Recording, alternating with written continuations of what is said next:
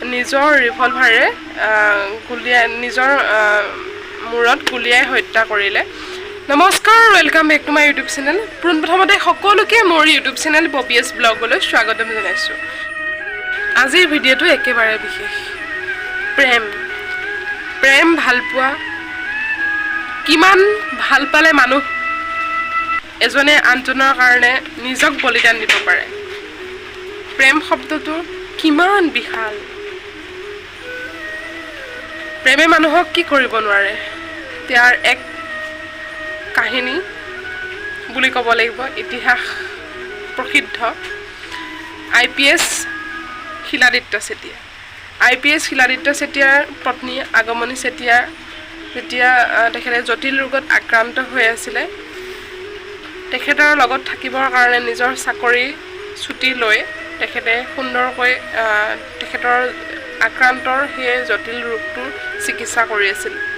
তাৰপিছত 2024 চনৰ 18 জুন তাৰিখে, সেইদিনাখন মঙলবাৰ আছিল, অভিশপ্ত দিন তেখেতলোকৰ কাৰণে।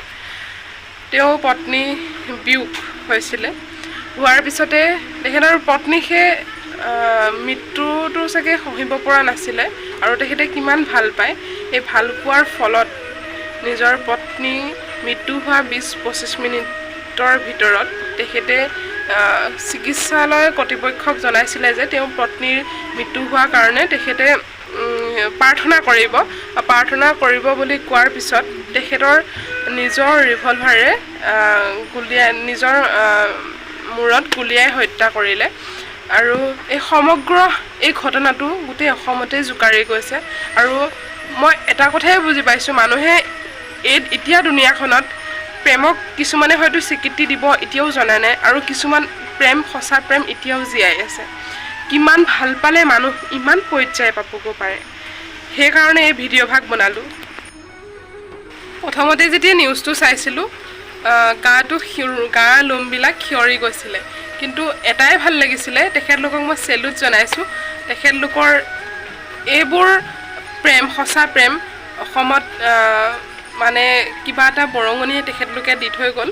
আৰু ভাল লাগিলে। আৰু মোৰ ভিডিঅ'টো যদি আপোনালোকে চাই ভাল লাগিছে, like, comment, share and subscribe কৰিব নাপাহৰিব। লগতে ভিডিঅ'টো শ্বেয়াৰ কৰি দিয়ক।